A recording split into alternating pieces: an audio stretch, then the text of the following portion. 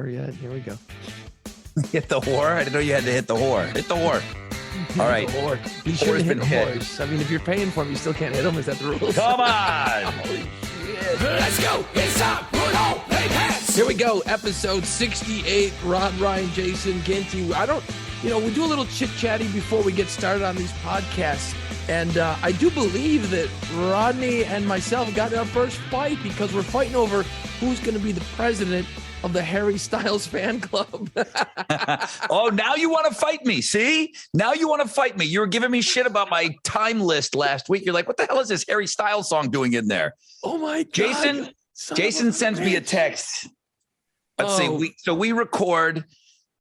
Podcast comes out on Thursdays. Thursday afternoon, I get a text from Jason. That Harry Styles song is awesome. Dude, we're gay for Harry Styles right now. Oh my God, no homo. I mean, we are so gay for Harry Styles. It's awesome. I love that dude. Dude, that song is so great. I'm so glad you appreciate it. I really enjoyed it. I want to go through too. I want to talk about, I feel like we had more interaction on the Time music list than we have had in a while. So I want to read a couple of lists. So I do want to do a little recap from last week, but what else we got planned? Well, I wanted to get back to the Harry Styles thing real quick. Cause I went down The Sign of the Times is the song, right? So, and it's great. I've seen it about 30,000 times this last week and I've got it downloaded. I'm listening to it on the way to work. Great song. So then I go down this Harry Styles rabbit hole last weekend, right? And I've always liked that song, Watermelon Sugar. And great. If you don't have that on by your pool, what are you doing with a pool? You know what I mean? That song is perfect. And then I watched the video and I realized that's just about eating box. Oh, yeah. I didn't realize that song was about that. Holy shit, it's so great. It goes back to when Prince wrote the song for Sheena Easton called Sugar Walls. Yeah. Like, what'd you think those sugar walls were? Yeah, I didn't know. Getting in there, getting after it. So I'm on this Harry Styles rabbit hole all week, right? So then I'm out Friday, come back Friday night. The wife's on the couch watching the movie that Olivia Wilde directed with Harry Styles in it. It just came out. I don't know. Yeah, I didn't. Is that streaming? It's streaming. So she's on the couch watching it, glass of wine. I just walk in, it's mid thing. And I look up and I'm like, and I see Harry Styles on the screen. And I am like, I'm excited. I go, oh, is that Harry? Yeah. And I'm like, she's like, what? I go, oh, nothing. Yeah. He's a very handsome man. That's a talented dude, bro. I don't know how we got into this Harry Styles thing, man. But yeah, thanks for putting that song on the list because I am on it. And I was just playing it now before we started the podcast. He's also in that movie Dunkirk, the war movie. Yeah, he's good. He's good. You watch that. Keep an eye on that kid. He's gonna be okay. The sky's the limit. So one other thing about Harry Styles is he played Madison Square Garden. And he played 15 sold out nights in a row, 15 or 16. Jeez. Okay. Madison Square Garden sold out. So you've got the different sports championships that are bannered, right? Mm-hmm. Billy Joel has a banner up. The band Fish has a banner up. And they put a Harry Styles banner up. There's only 3 musical acts. Think about like Andrew Dice Clay, how he sold that place out and like all the different amazing performances that must have been at Madison Square Garden.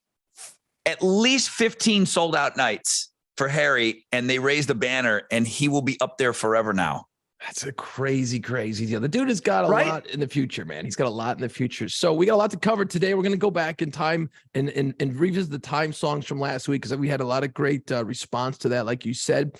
Yeah. It looks like, by the way, the Play Pants podcast brought to you by Pirates of the Quarter Tours. If you ever go to New Orleans, take the pirate tour. A lot of good response lately from Houstonians.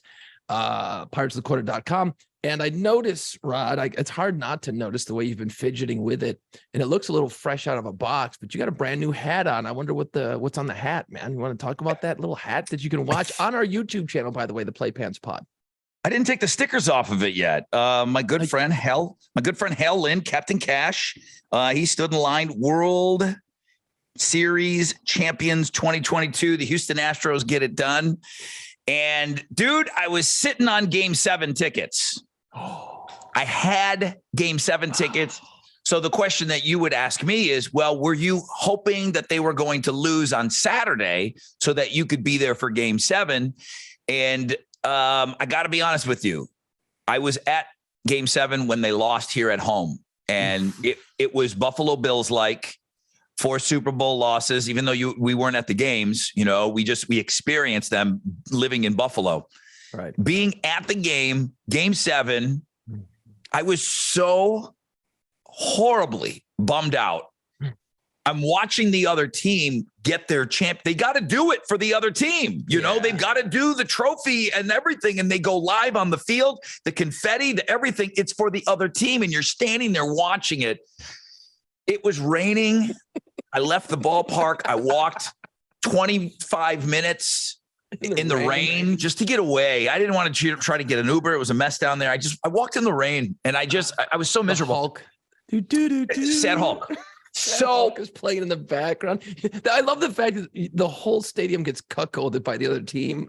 Yeah, you're forced to watch it. Now, there was a lot of people there from the winning team, sure, but I wasn't rooting for them to lose, and I'm glad that they won. It would have been nice to go to a Game 7 again. That's on me. That's the only tickets I could get a hold of. So I should have gone to one of the earlier games. That's okay. But the Astros win.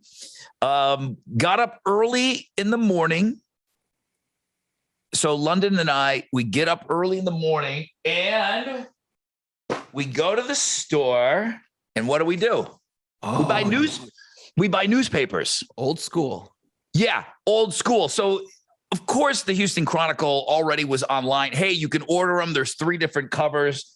And I'm like, we got to go old. I'm holding them up. If you're watching us on the YouTube channel, I'm holding them up. So they made 3 different covers. There's Champs. Wow. There's Again, and then World Series champions Astros. So I went to the store, old school. As soon as I walked in, the guy knew. He's like right there. Like he knew why I was in the store. He knows why everybody's going to his store today. Right. I asked him, what's it been like? He said there were people waiting when he was opening up the gas station at 6:00. Wow. There was 3 or 4 people waiting in line. I said, is there any limit to what I can buy? He said, he goes, take them all.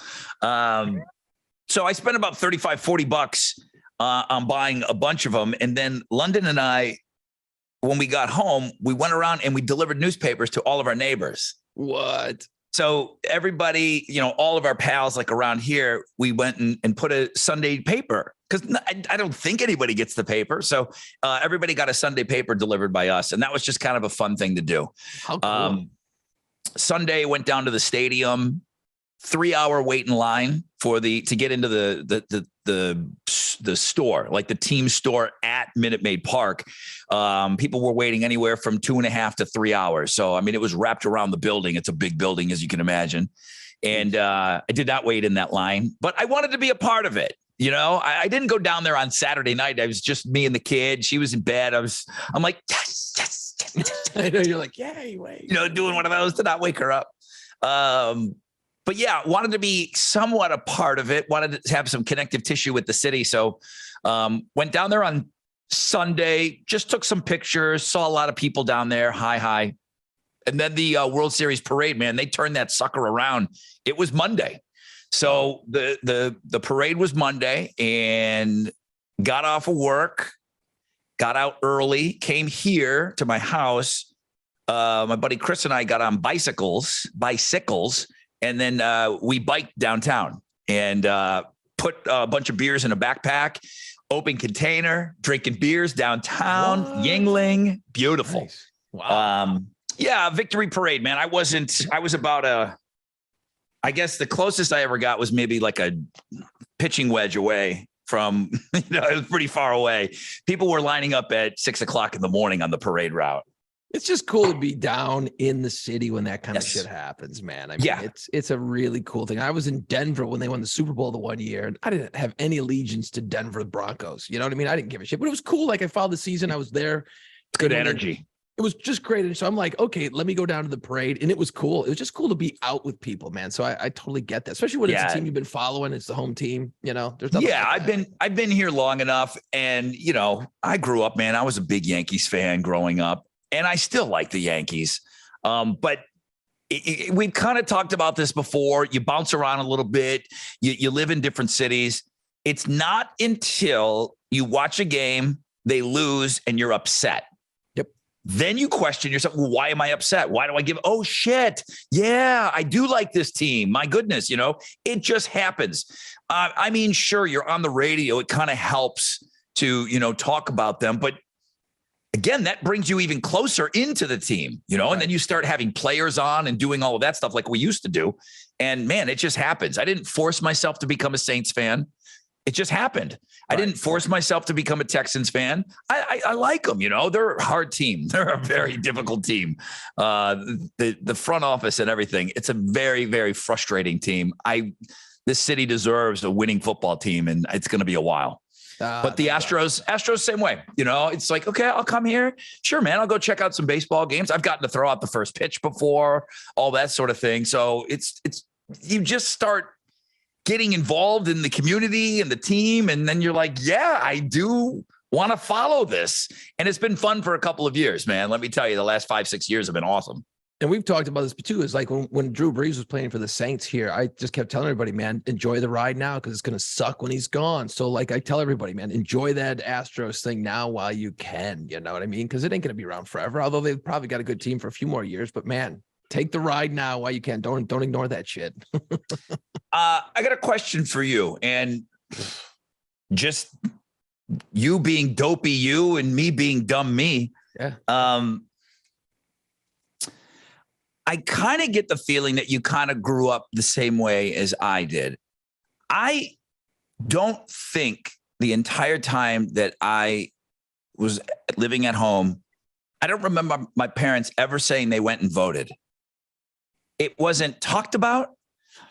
They would talk about the chucklehead that's on TV. They would bitch about things, but the president or whatever, I can honestly tell you, I don't think my parents, I got to ask my mom this. I told everybody I was going to ask my mom. I don't think my parents ever voted. Wow. I don't think either one of them ever voted. Was that talked about in your home growing up? I don't remember too much of it. I think as time passed and I got older, I think my parents were voting. You know what I mean? Like my mom would drag my dad to go vote. You know what I mean? Like he was like, moms do that. They drag dads to church and vote. Right. So to the dentist. Obviously the whole, bitching about the politics in the house was like, that's just a thing. That's a pastime. That's what you do. But no, I think my parents, I know my mom voted. And as we got older, my brother and I, they talked about it a little bit more. I think my mom wanted to make sure that, hey, you got to vote, dummy. Never had that discussion. It was never ever talked about. Hey, you guys should go vote. Hey, you're 18 now. You should, register to vote. Hey, you guys should go vote. We just didn't do it like that. I don't know. It was never discussed. It was never talked about. I'm trying to think like the first time that I voted. It was probably New Orleans. I was probably 30 years old. I don't think I voted until I was 30 years old. I voted every time since then. I don't always do these midterms, but what I was going to bring up to you is, was it talked about? If it was discussed at all, did they ever ask you? You ever tell anybody who you voted for? That's my question. You ever tell anybody who you vote? Do you talk about it with your wife? Yeah. We'll talk about shit. We're basically. But who asks? You guys just okay? So you guys are on the same page. You do talk about it. Yeah, because we live in the same house and we're pretty much on the same page with a lot of stuff. It's not like we got this weird household where we're like, well, your guy's an idiot. Well, no, your guy's an idiot. It's not like that. It's we kind of agree on a lot of shit. So it's like we don't really stray. We talk about it. It's not like something that we just talk about all the time. It's there, when it comes up, but not really. I never ask anybody, who'd you vote for? I never tell anybody either. So that's like asking how much money you make. I'm trying to think of other like uncomfortable things that you could approach somebody. If you look at my truck, what did it cost? I don't care. I'll tell you. You look at a motorcycle, you look at my TV on the wall, would that put you back? I'll tell you. Like, I don't think that's even I don't think that's intrusive. I don't care. I feel it's a weird question. When someone says, would that put you back? I'm like, first of all, who fuck yourself. I don't care. See, but I'm just saying, it wouldn't bother me. And I have been asked on things like that with my motorcycles. Hey man, how much does that cost? I'm like, that's a hobby thing. I can see that a little bit. Yeah. I had a guy email me and asked me who I voted for. And I just said, I go, I'm not going to get into that. I didn't scold him. And as a matter of fact, I think it's interesting that he's so comfortable with me that he would ask me that. Cool. I want that relationship on the air. That, hey man, because I mentioned this on the air this morning, and I said, man, I don't know another guy, gal, I don't know another person on the radio that has shown their ass more than me. Meaning sharing personal stories and things. And I mean, I've shared so many stories and growing up and everything. So I think this guy felt that we were comfortable enough like that. And I go, you know what, dude, I'm going to pass on that. I go, I'm pretty much an open book, and I talk about just about everything. I definitely say on the air that I stay away from politics, but I said, I'm not comfortable, talking about that. He emailed me back. It didn't take long. And he goes, don't worry about it. I can tell by what you said on the air. I know who you voted for. And I'm just like, golly. So there was no winning with this guy. And he just wanted to get into it with me. Right. 3 people asked me who I voted for. That's weird. Separate emails. It wasn't, that was the only thing. They just kind of worked it into an email. 3 people asked me who I voted for. That is a very weird question to ask somebody. Ticking time bomb for the reason you just gave. Okay. It's a ticking time bomb, because if you answer one person, guess what? He's either going to go, well, yeah, of course, you're my bro. Or if you answer the guy he doesn't like, he's going to be like, well, of course, you fucking idiot. You know what I mean? And you can't win if you do answer. You just can't. None of us, me, you, our knucklehead friends, we've never even sat around and had these types of discussions. And I will say that, there's no 2 ways about it. I mean, Donald Trump changed the landscape moving forward. Okay. It's going to be how it was, whether you think it's good or bad. There's going to be how it used to be before Trump and how it's after Trump. Right. Take that as a compliment. Take that as oh God, we're in trouble now. I don't care how you take it, but you just go ahead and run with it. We never, ever, none of us have ever sat around, you and me, all our buddies, and drank and talked like this before. And the first time I got a whiff of talking, it was during the pandemic, and I was forcing guys to do some Zoom calls and drink.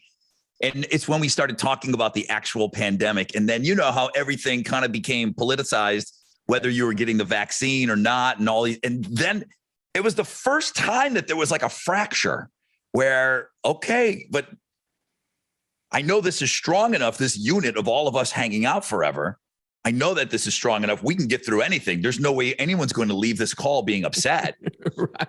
Which I thought, but it went well. But it was the first time there was ever why is this guy up here in the Zoom call being weird? I've known this guy my whole life. Why is he being weirdo guy right now? Yeah, man, I'm with you. I remember being on the call going, wow, I kind of didn't see that one coming. You know what I mean? I'm like, really? Okay. All right. But that was the first time. And I mean, if you and I were sitting around and we're having a beer and you asked me who I voted for, I probably would tell you. I would be weirded out that you asked me. I don't think you ever would, but getting an email and asking, it was like I already said, there's things you want to ask me. I mean, I don't care. You can look up what I paid for my house. I can look up what you paid for your house. Yeah, if I really want to, it's public record. So I'm pretty much an open book, but your salary and who you voted for is pretty much the 2 things that are kind of off limit, right? I would say those are the big ones right there. I would say those are the ones. Anything else, man, I will fly all down those roads, man. I got really nothing's too off limits with me, man. But I will definitely be like, yeah, we're not going to do that because I don't want to. He got back to me pretty quick. He's like, don't worry, I know. Yeah, and I said, he does. I'm like, I don't know. I don't think you know, but okay. I don't think you know. but okay. Going back to your point though, like when we were talking on that call, and you're kind of like, whoa, okay, gotcha. It's like when you look on social media and you got guys you went to school with, you've known for 40 years. Yeah. And next thing you know, they're fucking railing on some politician or some bullshit. Yeah. You're just going, what I didn't even see that coming a mile away. And you're like, wow, man. It's like, I don't want to know. I don't want to click. I'm out. I don't choose. I mean, I have my personal Facebook page, and then there's the Rod Ryan show. I don't get into that on either one of them, but that's not a space. That's not a space that I think is fun to play in though. That's just, I've become over time super comfortable. I know people that I went to high school with. I kind of expect it now, because people are pretty consistent with their messaging, and I'm okay with it. I don't take it as serious as everybody. I think I'm okay. Like I hate to use this phrase because it's one of the things that I hate, but you know what? I love that for you. You're into it. Good. Well, it's cool. I'm just not into it. It doesn't ruin my day. It doesn't ruin my day if I see a message that I don't agree with. And I also said that, Tom Morello's my favorite guitar player. I don't align myself with much of what he says off stage, but he's my favorite guitar player. It's like, okay, that he doesn't ruin it, He doesn't ruin it with the things that he says. I love that guy. Yeah, no, it's great. I mean, it's like the old phrase, you never want to meet your heroes because you've projected what you think they are when you watch them in movies or you see them on TV or they're a rock star, but then you meet them and you're like, oh, you're kind of a prick. It kind of takes the cool out of it, but I don't know, man. Ooh, you know what? It kind of came up with because I think he's thought of in the political space.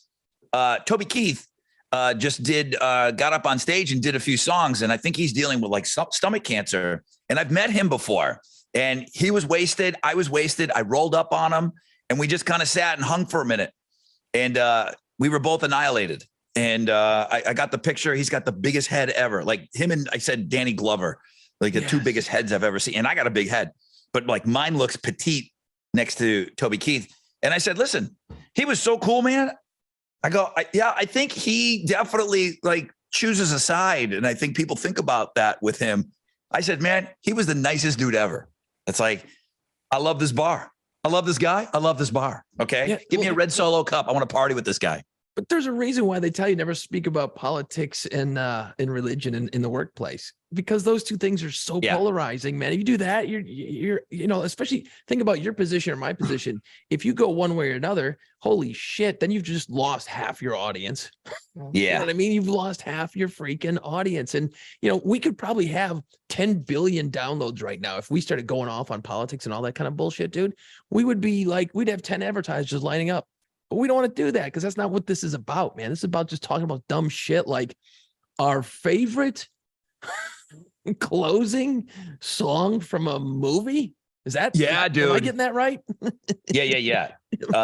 This is going to be good. I'm telling you what, today's list is going to be awesome. Can we kind of look back last week? Yeah. A little bit. Totally. Okay. So last week, we changed the clocks, and I have been really going out of my way because in the mornings, you're on the air. I do want to keep it light, tight, and bright. I don't want to go in there and bitch all the time. It's pretty well known that I hate the changing of the clocks. I really do. And I realize this is what we're on now is standard time. I want to be on daylight savings time all the time. And I don't like it getting dark at 5 o'clock. It's just, it's miserable. It's miserable. But I think I used to bitch about it a lot. And then people even flat out, they're like, dude, like, quit your bitching. I'm like, you know what? You're right. I'm going to stop talking about it. I just tell people that I dislike it. But with that, I said, dude, time. There's got to be a ton of songs about time. There's got to be a ton of songs that mention time in the title, the song, whatever. I sent it over to you and you said, okay, let's roll with it. And then we ended up doing it. And I told you, I go, this is by far the most diverse list. I go, we might not match any of our songs. Yeah, we didn't. We matched one. One. Yeah. The Chambers Brothers. Time has come today, right? Great. The cowbell and the tickety tucks. Yeah, it was great.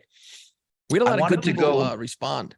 Yeah, Big Daddy B Dawson. And man, thank you guys so much. I really do. Like, if we sit here and we come up with a top 5, for you to take the time to go onto our YouTube or go onto our socials and take the time to put your top 5 in there, man, it really means the world to Jason and I. Yeah, So Big Daddy B Dawson, funny you said diversity. My top 5 time songs. Number 5, If I Could Turn Back Time by Cher. Closing Time, Semisonic. Number 3, Good Times, Bad Times, Led Zeppelin. Number 2, Yep. Too Much Time on My Hands, Styx. And number 1, and this was tough for me, man, because I wanted this song, Let the Good Times Roll by the Cars. Yes. That's a great list right there. Listening. We brought those songs. We brought the Led Zeppelin. Neither one was put on our list. The Cars you brought up. Yeah, no, that's a great list right there, man. But I like got that Big one. Daddy, just like I got you. He said, listening after the fact, I didn't think of the Van Halen song. I would have for sure had that in my top 5. Yeah, Where All the Good Times Gone. Great song. Oof. Cool Karen does not understand the exercise. 1, 2, 3, 4, 5, 6, 7, 8, 9, 10, 11, 12, 13. I love you. I love you. 5, 13. Have you ever heard us do a top 13? No. But like you, I think you use this line the most when you hear something during the podcast and it triggers something that maybe you hadn't thought of in a long time or you hadn't seen in a long time. Cool Karen did say, "Oh my God, Rod, that Baby song. I love it. I'm going to have to go download it. I forgot all about it. Great song. That Baby song, Isn't It Time? Great song, man. That was in my top 5. NOCF, Time by Pink Floyd. She's got Cats in the Cradle by Harry Chapin. That was the one. That was the one. I was Come like, how did I on. not get that? That was brutal. Especially, when you become a parent, that song really means a lot more to you. And then you start to really go, oh, this is one of the greatest songs ever written. It's About brutal. time. The dad had no time for his kid. And then And then the kid had no time for his dad. Fuck. We don't even mention that, either one of us idiots. No, we're dumb. And what do we do for a living, right? From Rocky Horror, Time Warp. Shout out to Richard O'Brien. Hate that song. Back in Time, Huey Lewis. That's a good one, though. And Turn, Turn, Turn, The Birds. Honorable mention, Watching the Wheels by John Lennon. Oh, that's a great Good song. list, guys. Chris One Cornell more. does that cover. That's He great, by the way. does. Great cover. Watch the One more, Wheels. Paul Daigle. Number 5, Cyndi Lauper, Time After Time. This showed up on a couple of lists. This showed up on a few. Number 4, Time Is on My Side, Rolling Stones. Number 3, Cats in the Cradle, Harry Chapin. Times Like These, Foo Fighters. There you go. I got ripped by a few people for not having the Foo Fighters on my list. And then Good Riddance, Green Day, Paul Daigle. Great list. Thank you, No, guys. the Green Day one, I was just like, I play that song too much. I can't put it on the list. Yeah, I love the song. It's so great. But yeah, I'm out. I got to tap out on some of these. It's just this because it's too close and too much. It kind of had a, Stairway to Heaven feel to it. Like, it's too obvious. Like Time, Pink Floyd, great song, right? It's like, I got to dig just a little bit deeper, but that was a good one. You want me to read the email that got today started? Uh-oh. Yeah, what the hell, man? I didn't get dressed up for nothing. Okay. I didn't put a different Foo Fighters shirt on this time. I'm waiting for other stores. I am waiting for the return of the Chad Kroger. I'm just saying. Yeah, well, it's getting that shirt. Look, I got the world's greatest t-shirt, and I save it for special occasions, but it's made of this material that's just fucking, it's like polyester. It is so hot. And it's still like 80 degrees out in New Orleans here in November. So yeah, that might be a minute yet before the Krog, as we dubbed it, comes back. All right, here we go. This email came into rod@thebuzz.com. Brother Rod, what's up? Go Astros. I just got done with episode 67 of the podcast. I love it as always. I don't have a top 5, but I was disappointed you didn't have 2 Minutes to Midnight on your list. Iron Holy Maiden. Jesus. Wow. Okay, that's it. We're both fired from this. We got to hire 2 new people to do this podcast.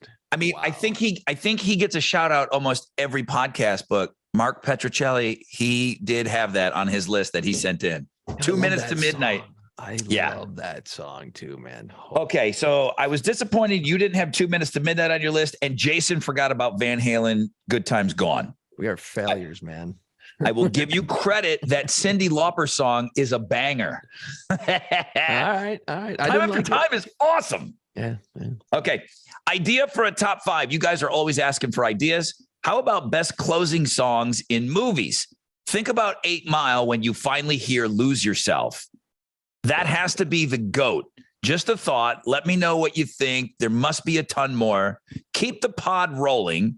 Don't take any more weeks off. I look forward to it every Thursday. I listen right after you get off the air at 10. Wow. Sock, sock, shoe, shoe. Are you sitting? Because this is a long one. Jesus. Okay. Sock, sock, shoe, shoe. Water, toothpaste, water, brush. Pill, then water. No ketchup on hot dogs. Justin. Okay. I probably have to run through a few of these with you.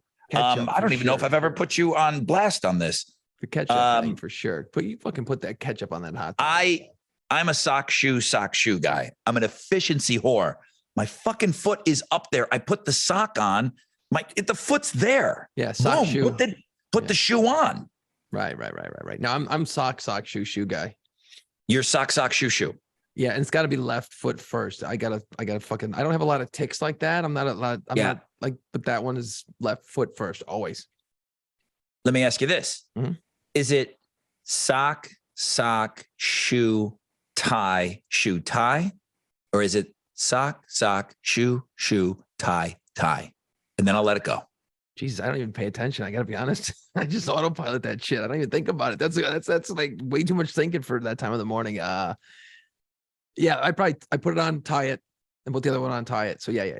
Okay, sock, shoe tie, shoe tie. Yeah. Okay. God, damn, that's a lot to remember. So this is one of those.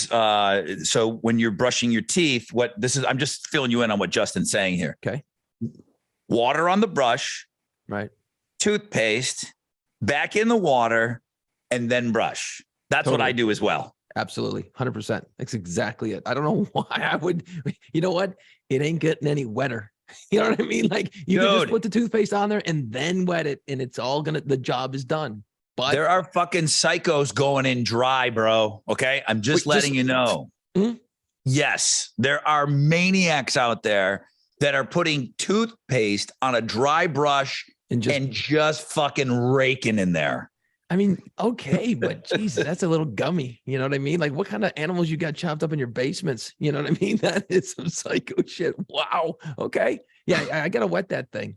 Okay. Although, you know what? I remember camping and stuff, and you're just like, you don't give a shit, but that's different. You're camping. You're not on the home turf. Pill, then water. You got to take an aspirin. Do you go water? Do you get a little bit of water in there, put the pill in, and then drink more water? You got to prime the pump. You got to prime the No. pump. I don't do that. I'm telling you, I align with everything that Justin said.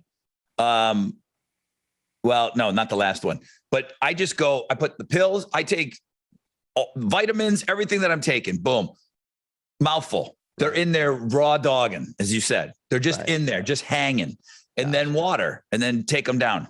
You do a little bit of water, and then you got water in your mouth. What do you do? Just fart it in? Are you dripping all over the place? I will drink I'll take a drink, swallow, pill, hit it again. I'm out. I gotta, you have to have water before the pills.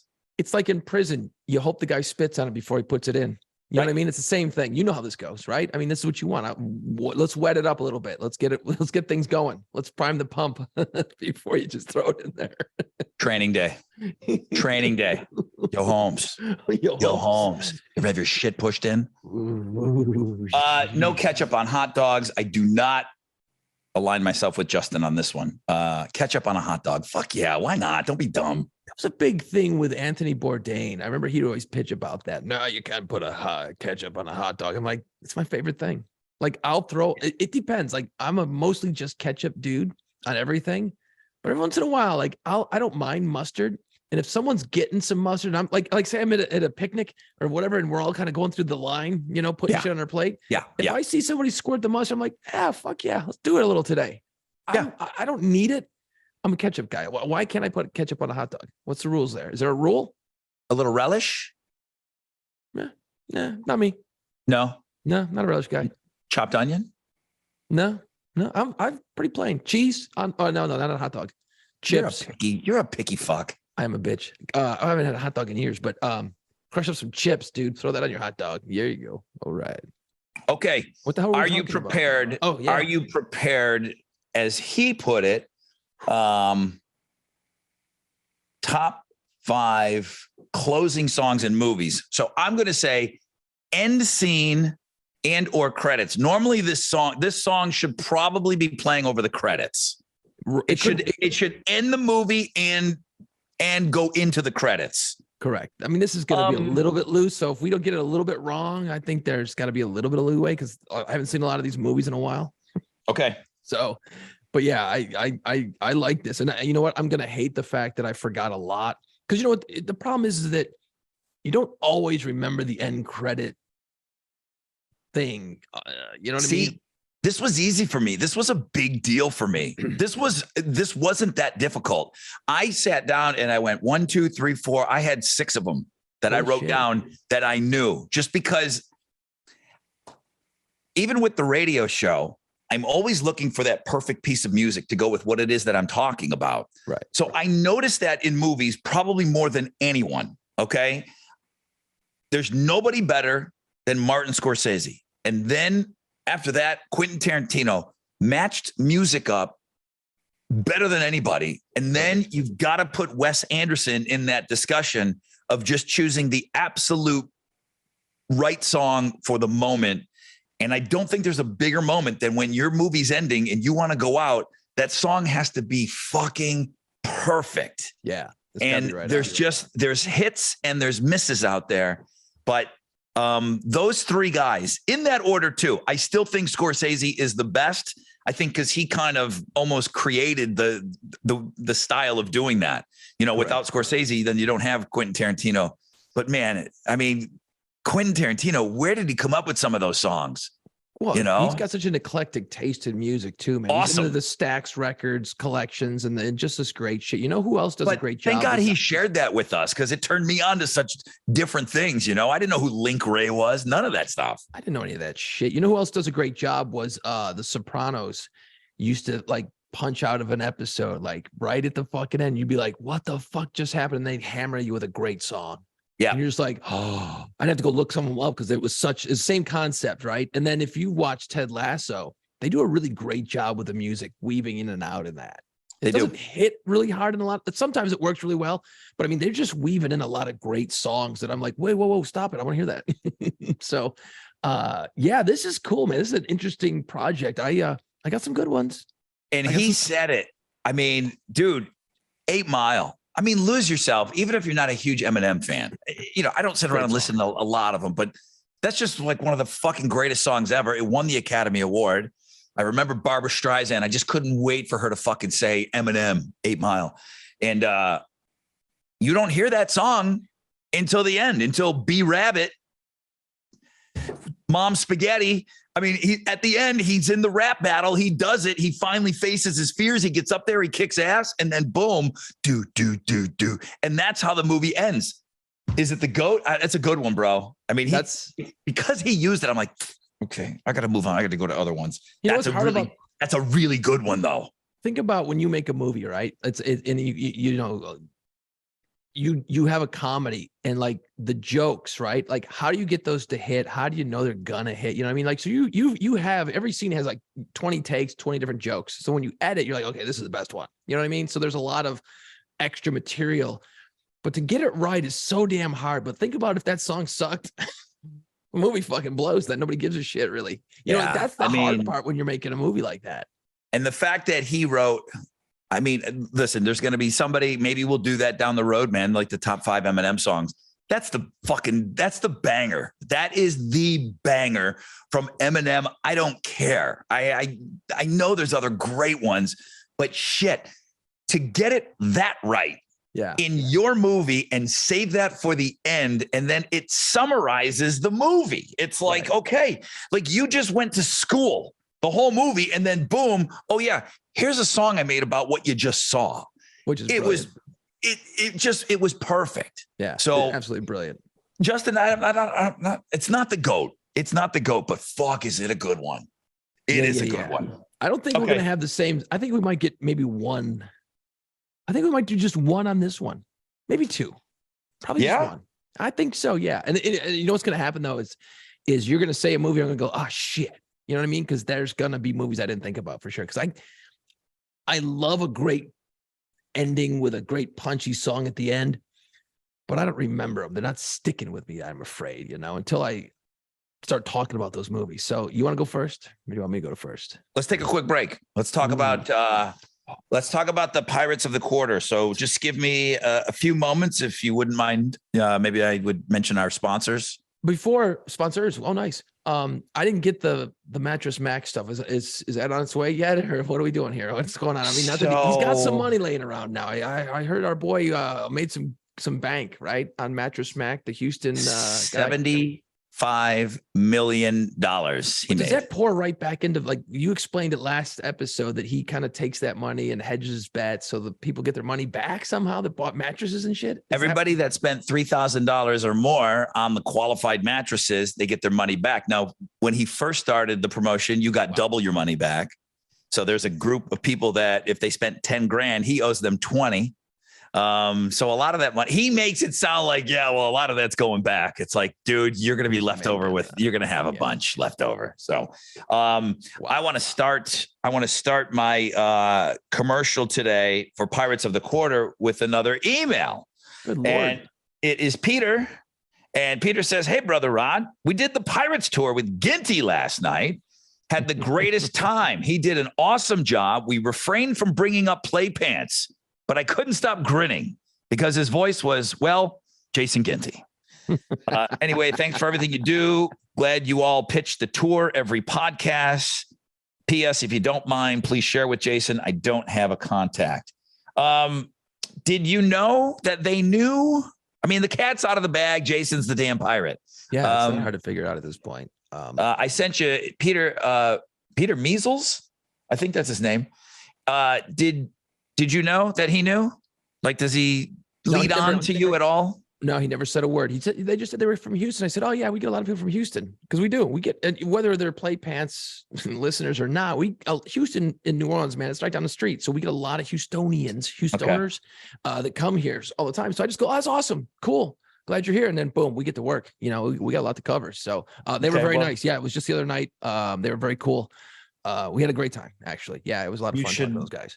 Put this up on the Play Pants socials. I sent that over to you. So nice. So that's what we're talking about. When you go to New Orleans, do exactly. It looks like that was Pete and his wife, maybe. Mm-hmm. They took the Pirates of the Quarter walking tour. It's fun. It's loaded with info. There's no other tour like it in the French Quarter. You grab a drink. You can walk around the streets of the quarter.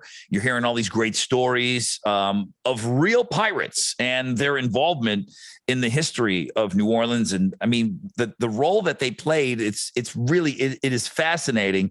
Keep in mind, you're partying the whole time, though. You're hanging out. You're like, hey, Captain, can I stop here and grab a drink? Heck yeah, you can. Get a drink. Sure. Boom. Yeah. You're walking around. So there's so much more to New Orleans than just Bourbon Street. Save a little time to discover Pirates of the Quarter, pirate history of New Orleans. Details at Pirates of the Quarter. All the socials at Pirates of the Quarter. I'm looking for these guys on TikTok. I don't see them. But piratesofthequarter.com, that's where you actually start booking tours and when you're going into New Orleans. So a couple things about that quickly, Rod. Next week, we should have some very exciting news for the Pirates of the Quarter. Oh, yeah? Yeah. Just a little tease. Next week should be very exciting for a lot of people, I think. I think it's going to be cool. You bringing me in? It's an exclusive that we'll bringing me in. Like, am I going to be, like one of the guys? Like, hey, you got me, this guy. I'm taking you around. Yeah, it's not how we do it. What's but okay, up? That's what we. Is that the announcement? You're finally bringing me on board with the team? Well, we'll see what happens, man. No, there's get a patch, a little different than that. Get a sword. I get a hat. You got to earn the sword. You got to earn the swords, man. Actually, you just got to buy them. It's pretty interesting. But next week, I should have some interesting information that hopefully people will dig. I think they will. I think people are going to be excited about this, at least a little bit.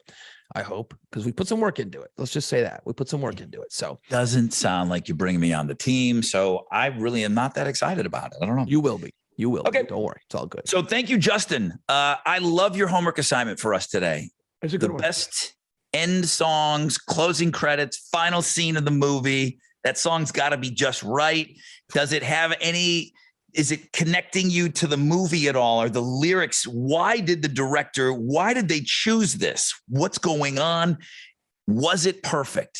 There are some movies that absolutely got it right. My number 5 is The Lost Boys, which I'm making up for time because I didn't put The Lost Boys on some list that we just did. Halloween, I left them off. Yeah, I think we talked about it, but I don't know if I had it on there either. I didn't have The Lost Boys on there for some reason. And the end of the movie, by the way, when we talk about these movies, we're going to be ruining them all. Spoiler alert, movie came out in the 80s. Don't think I have a very recent one. So I think spoiler alert. Yeah, good point. Grandpa comes in and kills the main vampire. Grandpa is walking to the refrigerator. You're not sure if Grandpa's a vampire yet. You think there's one more jump scare, maybe. Right. So Gramps goes in there, opens up the fridge, takes a drink. And I'm thinking, God damn, is he a vampire too? And he just goes, man, damn thing about living in Santa Clara, all the damn vampires. Ding, ding, ding, people are strange. Yeah. It's that Echo and the Bunnymen cover of People Are Strange. That's good. That's a good one. And it fits the movie. People are strange. Fucking right. There were just a bunch of teenage vampires here. They're strange. Yeah. People are strange. Yeah. No, brilliant. I thought it was a respectful cover too. You're more of a Doors fan than I am. I thought that cover was really, really good. They just, it sounded just enough different. Like, okay, who is this? But don't fuck with it because, you know, it's the Doors, you know, but right. There's a little respect there, but they creeped it out just a little bit more, I think, for the movie. Yeah, no, that's good. Ooh, I like that. That's nice. Damn it. Number 4, Good one. Good Will Hunting, Oh, Elliott Smith, Miss Misery. that Okay. Let me set it up for you. The brain guy that's Will, right? So what's the actor's name though? It's not Ben Affleck, it's him. Matt Damon. Matt Damon. Yeah. He writes a note to Robin Williams and he said, I'm going to see about a girl. Robin Williams goes, son of a bitch, he stole my line. Brilliant. And then they just show this drone view of this shitty Nova, and Will is going to chase after a girl. And I never knew who Elliott Smith was, but Miss Misery was up for the Academy Award, and he did it on stage, and it is a beautiful song. It's an eerie song. Elliott Smith, the lead singer, he's a singer, acoustic guitar guy. Went on to kill himself. He was a horrible drug user and he dealt with mental health issues, but he was kind of like a genius. Right. The thing about his death was stabbings, and they didn't know if he did it to him. Like nobody stabs themselves twice. But they couldn't tell if it was him or somebody had done it to him. It might've been a bad drug deal or something like that. This guy was a mess. Yeah. This guy was a mess. But do you know the song? I do. It's haunting. It's awesome. And it fits it's perfect. It is. It's perfect. It is perfect. It's number 4, Good Will Hunting, Elliott Smith, Miss Misery. Number three, one of my all-time favorite movies. We watched it in high school, The Warriors.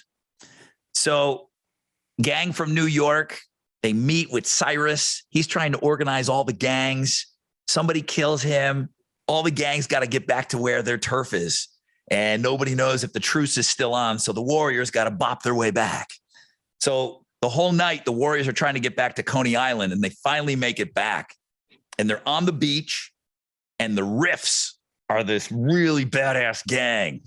And they look at the leader of the Warriors. His name's Swan. And they're like, you Warriors are good, real good. And then Swan goes, the best. And then it's Joe Walsh in the City. Oh, yeah, that's right. Joe Walsh in the City.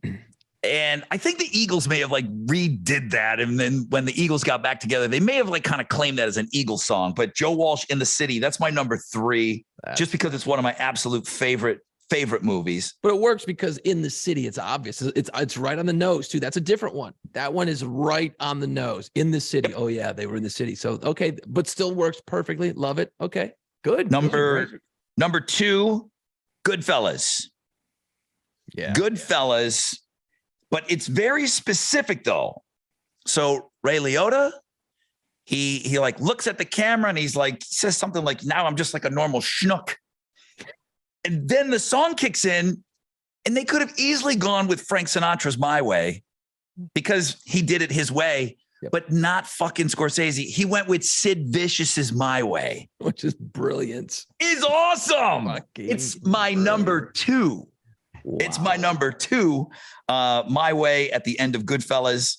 And I do think, again, perfect, encapsulates what I just watched. Yep. And number 1, this was a real obvious one, but it cannot be undone, man. It's the fucking Breakfast Club, and it's Don't You Forget About Me. Simple. It's Bender, his hand in the air. He puts the earring in. The nerd writes the paper, and the song's playing, and they're reading the paper. So we are what you say we are, a geek, an athlete, a basket case. And then he fucking puts his hand up in the air, and it's just blast. It's one of the great. I mean, obviously I love that movie, but fuck, is that movie good? And Will You Walk On By? Don't You Forget About Me? It's a callback to something that was said. Like, what do we do on Monday? Are you going to say hi to me in the hallways? Right. Blah, blah, blah. That fucking song is perfect. Yeah, it encapsulates kind of the story, and then it just punches it out. It punches it out. Yeah, no, that's great. Wow, good list. Tears for Fears. Don't You Forget About Me. Fucking great. Wait, I thought Simple Minds did that. Simple Minds. Oh, Tears for Fears I wrote down. Oh, that was for another one. Okay, I'll talk about that. That didn't make my list. All right, cool. Good. Damn, that's good. Very good list. All right. Well, thank you, Justin. I enjoyed this. Please do our homework every week for us. This was one of my favorite exercises to do today. You know what? He's hired because we don't pay each other. So you're hired. You're a new producer, dude. Send your shit our way. I love it. Wednesday at fucking 6:59. I'm like, fuck, what's our top 5 going to be? I'm like, shit, what am I going to talk about? What are we going to bring up? This is great, man. I love it. But we have 2. Okay. That are the same. All right. And I'll just go right after it, man. Goodfellas. And what's great about the Goodfellas is the crescendo as you're running it up to the ending. You've got that piano bit from Derek and the Dominoes playing, right? As he's freaking out, looking up at the helicopters and shit. And then it gets into your schnook or whatever the fucking line was. And then Sid Vicious is My Way. I mean, it's such a great lead up to all that shit. It's such a great, well done. And all right, that's using Sid Vicious. That just puts fucking Martin Scorsese over the top as being like, he's the greatest of all time. He's the greatest of all time as far as like picking songs and placement and everything. As good as Quentin Tarantino is, as brilliant as Quentin is, Scorsese's the king. Brilliant. That was number 5. Number 4. This is cool. And I think I like it so much just because of the story I'm about to tell. And I love the song. Okay. It's The Big Lebowski. Okay. At the end, they use it's Dead Flowers from the Rolling Stones. Okay. But Townes Van Zandt is singing the song. Okay. At the end of The Big Lebowski. Now, this is why I love this. Okay. This is just movie shit. Okay. Now, apparently the Rolling Stones manager, Alan Klein, he wanted $150,000 for the rights to use the song at the end of The Big Lebowski from the Rolling Stones. The Stones version, however, when he heard the dude utter the immortal line, "I hate the fucking Eagles, man," he said, "You know what? You can fucking have the song for nothing." Oh, that's great. That's so badass. So the version used in the film was by Townes Van Zandt from his album Road Songs. So is that song? That's Sam Elliott at the bar, right? That's the end of the movie. And hey, partner, you got any of that sarsaparilla? Right. And then it's because Dead Flowers. The dude abides. The dude abides. I take comfort in that. So great. It's such a great song. I forgot about it. Yeah. I know the scene. I know the song. It's all coming back to me now. It's a great ending. All right. That's your That's number 4. That was number 4. Yeah. Number 3 is bizarre. It's weird. Again, I don't know what got me into this. I'll probably fucking change it tomorrow, but it's okay. And I've only seen the movie once, but and it wasn't worth the second watch as far as I remember. It was a long time ago. The movie V for Vendetta. Okay. That's the one with the Guy Fawkes mask, and they go through all this shit and all this stuff, right? And Yeah. the movie was okay. But there's the animated end credit sequence, and it features like spilled blood on the back of the costume and all this shit, but it's set to the Rolling Stones Street Fighting Man.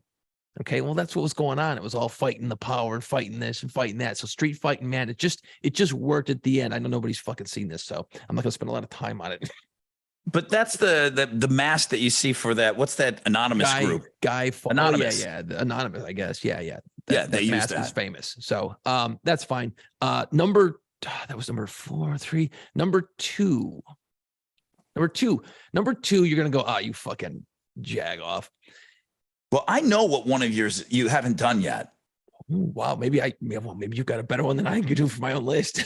Oh yeah, dude, you will be on blast if you're not going. I have it written down here. Oh shit. You will be on blast if you don't get it right. All right. I'm probably not gonna get it right. I'm just gonna point this out. But I will say, and remember we talked about on the nose, like in the city, it's like literally like you kind of at first you kind of go, really in the city, but then it works. You know what I mean? Mm-hmm. So if you go to the first Iron Man movie, okay, you watch the whole movie, which is fucking great, by the way. I got to say that of superhero movies, that one was a big shock to me. And that's what got me into all those goofy superhero movies. I was thinking that you were going to bring in some kind of either Marvel or DC, because I know you watch those things with Henry. So I would be completely out on, if there's like a great usage of, a song. Well, spoiler alert for you, but you're going to watch it. You're going to go, fuck, this works. At the end of the first Iron Man, it's the whole Batman Bruce Wayne situation. Nobody knows who fucking Iron Man is, and Tony Stark is this billionaire playboy and all that shit. He creates the suit, all that bullshit, right?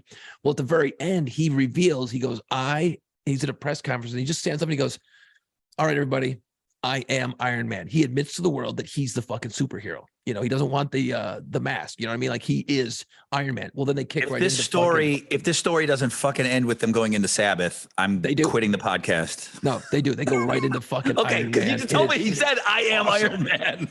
it's on the nose. It's 100% dead on the nose. But you're just like, oh fuck, that's cool as shit, man. That would be cool.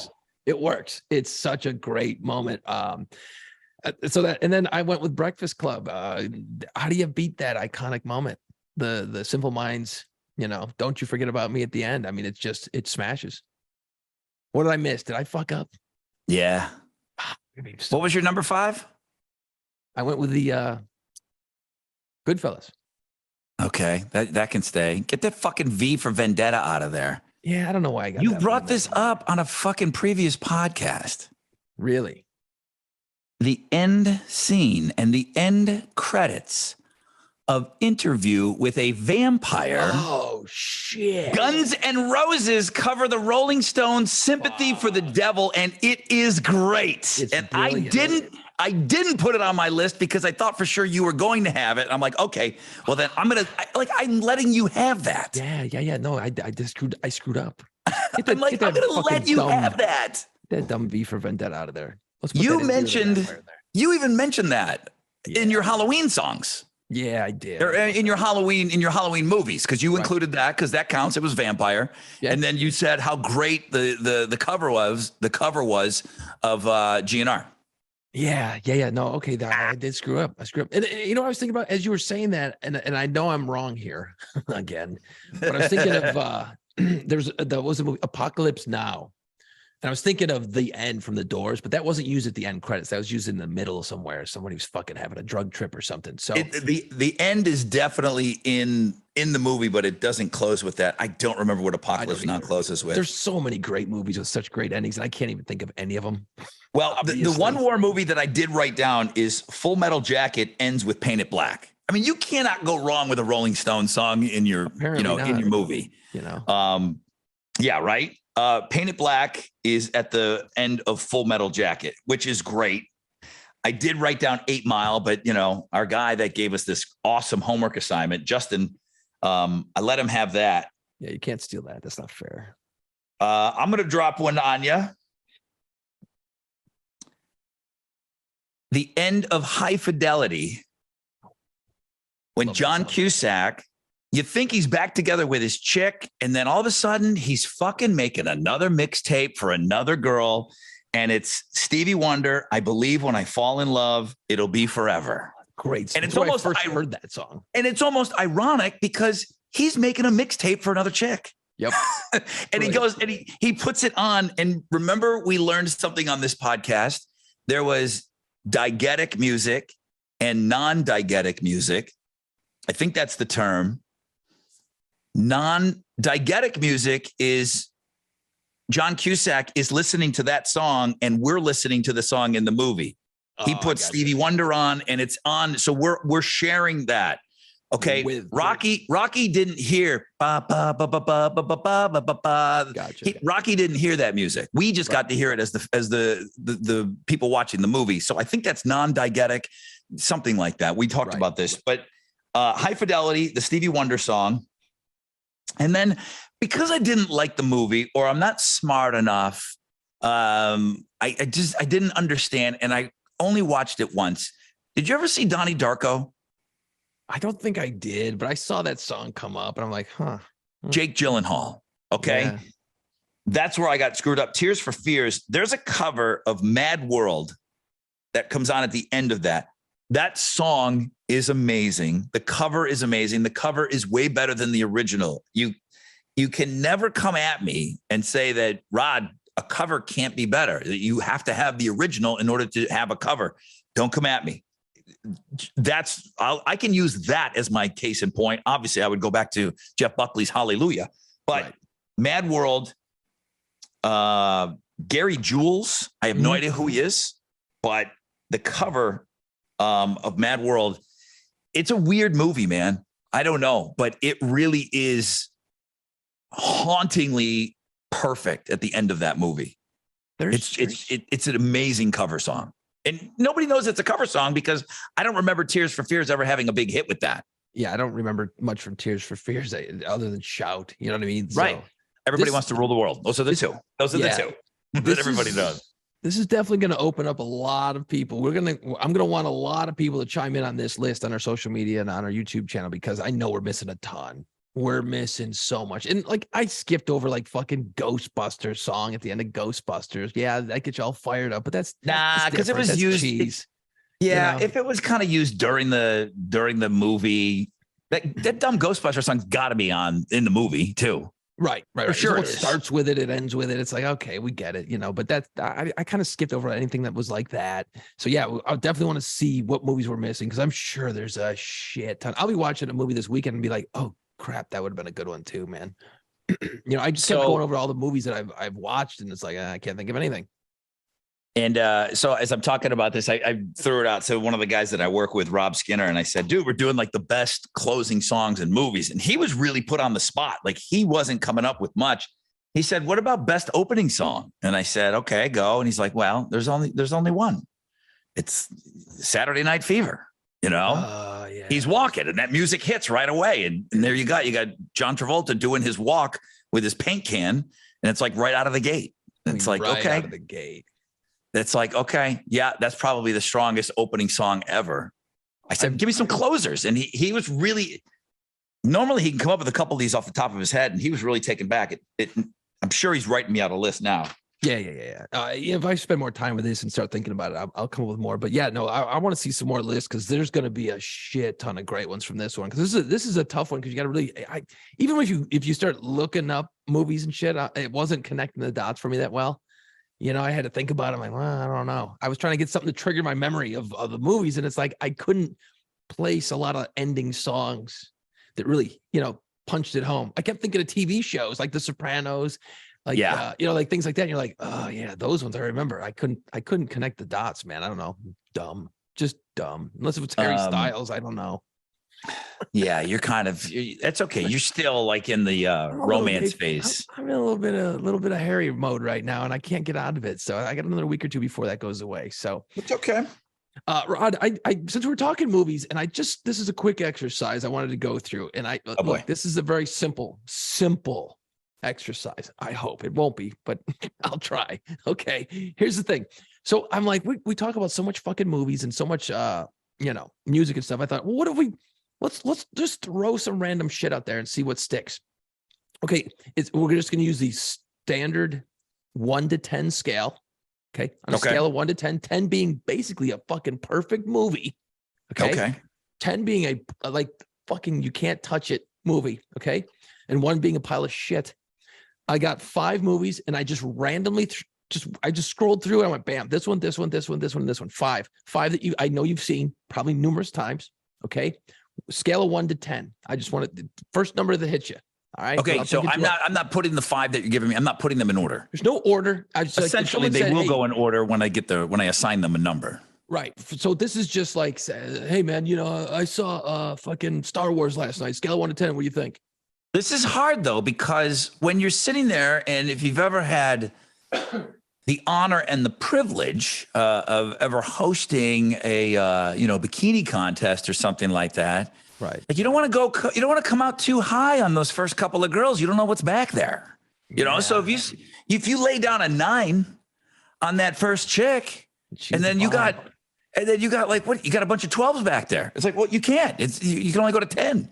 So we used to have that conversation all the time, because I remember we'd sit next to each other judging these fucking things all the time, and we'd just be sitting there going, wow, I wonder if she drinks for afterwards, shit like that. And then I'd be putting down numbers, and then you'd be looking over going, fuck you, what are you, stupid? You can't put down a 9. You've got to allow me to reserve the right to kind of, I mean, I don't mind shouting out numbers. But again, I don't want to be throwing or I'm going to go conservative on the first couple because I don't know what you're coming at me with. You can go back and change. It's just 5. We'll keep it real quick. All right. First movie, scale 1 to 10, 10 being perfect, 1 being shit. Yeah. The very first Indiana Jones movie called Raiders of the Lost Ark. Scale of 1 to 10. What do you think? Fucking great movie. It's great. Fuck, Indiana Jones is like it's 9. Yeah. That's a 9, man. That's a okay. Well, Indy is a 9. Jeez, what are you coming at me with? 9. Jesus Christ. Okay. The second movie, which I just saw again recently. I fucking still love it. Heat. Al Pacino, De Niro, Val Kilmer, the bank heist movie. 1 to 10. I don't think I like that movie as much as everybody. I don't think I like that as much. I'm going to write down another movie that I don't like telling people that I don't think is great. I'm going to give Heat, for me personally, I'm going to give it a 6. Okay. 6 is fair. I'm giving Heat a 6. There's some weird shit in there that I'm like, but I do love that movie though. There's some great shit in there. That movie gets a lot of credit for the people that are in it. Is the story great? Is everything about it great? I know the players are great. No question. Yeah, there's some weird shit. All right, that's the second one. The third movie, scale of 1 to 10, what do you give it? Shawshank. Oh, fuck. I mean, I got to go 10 on that. That is a perfect movie, man. I got to go 10 on Shawshank. I mean, what's wrong with it? Like, tell me something that's not, give me one thing like, okay, well, if they would have done this, before somebody sends us an email, did you know that was a short story? And that was written by the horror movie guy, not Steven Spielberg, Stephen King. Really? Yeah, that's a short story. It's based on a Stephen King short story. What didn't that dude write? Jesus, that's crazy. Yeah, right. Isn't that crazy? I gotta go 10 on that. Plus, you know what? Thank you, TBS, for just ruining it. Yeah. Yeah, I mean, it's just always on. But you know what's weird about that movie? I've seen it a million times, and I've seen the beginning of it 3 times. Like you always pick it up if you see it, if you come across it. Andy Dufresne is already in jail. Well, that's the whole movie. I don't even know but you don't even see why he got in jail. You don't see that part. I tell you, the time it seems like it's just weird timing, but it's like they're on the roof and he's asking for those beers. That's the scene I always jump into. Although the one time I turned it on and I'm like going to do something. So I'm like, let me throw the TV on. And it's that creepy scene with that weird guy. He's in the shower and he's looking at him going, oh, you want the soap? And you're just like, oh, Jesus Christ. I could be your friend. I could be your friend. You're like, oh, You're going to need a friend in here. Oh, God. you know it's coming. No. Too. You're like, no, please, God, no, don't do it. Stay out of Andy's pooper. Jesus Christ. The next movie, Anchorman. Scale of 1 to 10, Anchorman. Will Ferrell, the news thing. It's good. I'll give it a 7. That's fair. I like that. I'll give it a 7. It's not Step Brothers. No, Jesus. And the fifth movie I just randomly selected, Die Hard, 1 to 10. Die Hard started really the whole action hero genre, really, in a way. I will give that Christmas movie an 8. An 8. Ooh, wow. I think the only one I would differ with you on is I would give Heat maybe a 7. I think you said 6. You like Heat more than me. I gave it a 6. I conveniently just can't help myself. Heat got a 6. Anchorman got a 7. Die Hard got an 8. Indy got a 9. Shawshank got a 10. So I did give you a top 5. I guess you did. There you go. Couldn't help myself. Just a little exercise I wanted to play. I want to see what you thought. Interesting. Have we done top 5 Will Ferrell movies? No, I don't think so. Ooh, that would be a good one. Okay. Look, get that guy. Who's the guy? Get him on that. Justin. Justin, you got like you're wait a minute. Wait. It's not good when I say it. Justin has to send us an email. Hey guys, how about the top 5 Will Ferrell movies? Thanks, Justin. That's a great idea. But just wait a couple of weeks. We'll have forgotten, and then just swing it back around. That's what you do, right? As an employee, you just make it look like it was our idea. All right. Did you see this? And I just saw this, and I'm like, oh, these poor fuckers. I just saw before I walked in here. You might have talked about it this morning. There's a UPS truck in El Paso that I guess the dude had the fucking windows open and the boxes weren't sealed or something, and all the SAT tests fucking blew out of the UPS truck. All these kids got to retake the test. What the I actually did pretty good in high school and in college. I mean, I didn't get straight A's or anything like that, but I did good in school. Right. I did okay. I did suffer from test anxiety. All that pressure of having to prove to you that I know something for all of this time and like to prove it on this one thing. It's like, fuck, and sometimes, those things were 30% of your grade. Getting to college, it got in my head. The taking tests. And I think I took the LSATs. I didn't really know if I was going to college. I don't know what I was doing. But yeah, I remember being really nervous taking that stuff and having some jag off lose my test out a window of a truck and having to retake it because of some asshole. I would be so pissed because I just wanted it to be over. I probably didn't sleep. I'm fucking eating Tums like fucking Tic Tacs. My stomach, I'm telling you, I was a mess in college. Yeah. And even late in high school. The test anxiety for no other reason. I'm trying to think, like, has that equated to anything, moving forward? I mean, I've got deadlines. I've got to get stuff done and I just do it. I don't know what the thing is with the tests, but that would be horrific for me having to retake it. I fucking ate Tums like candy in college.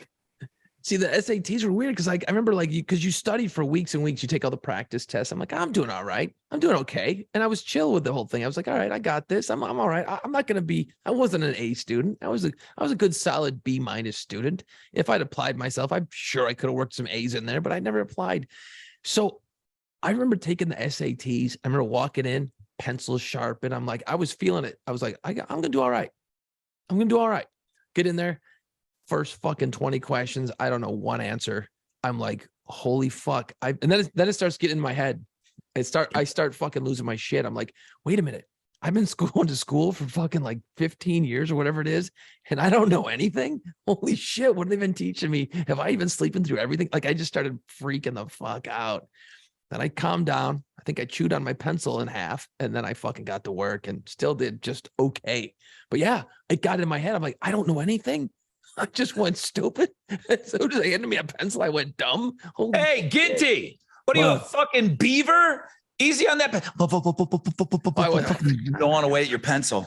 I had to do something. I'm like, I gotta fucking break this vicious cycle. Like, can I do jumping jacks or something? I gotta get my head right, you know. He's sitting there in a pile of sawdust, chewing his pencil in Fucking half. splinters in my fucking gums. Yeah, no, that I saw that. I was like, oh, those poor fucking kids, man. That is some fucked up shit. That just blows.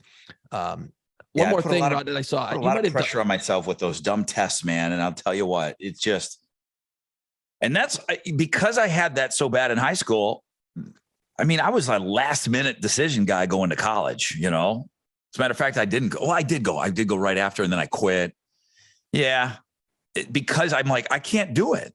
I got to get out of this high school thing. And then because of all that test anxiety I had, I'm like, I can't go through fucking 4 years of this. Well, so okay, let me ask you this. Like, looking back, okay, you know what? Hindsight is always fucking 2020. It's so much easier when you're older. You look back and you go, yeah, I was a dumbass. So, like, I was not at all mature enough, like, in college. Like, I knew what I wanted to do, and I had a fucking focus, get into radio, and that was my thing. That was all I gave a shit about. Now I'm like, man, I wish I would have paid attention to some of those business classes and other things.